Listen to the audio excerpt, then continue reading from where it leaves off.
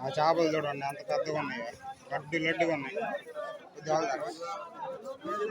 చూడండి చేపలు ఎలా పెట్టాడు, చాలా లావుగా ఉన్నాయి చేపలు. అబ్బా బాబా, ఈ చేపలను ఏమంటారండి? కొండు చేపలు, కొండు చేపలు అంట.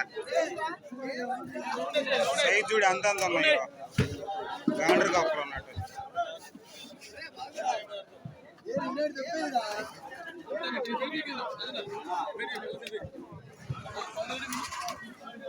ఒకటి చూపివా కదా ఒకసారి, దీనికి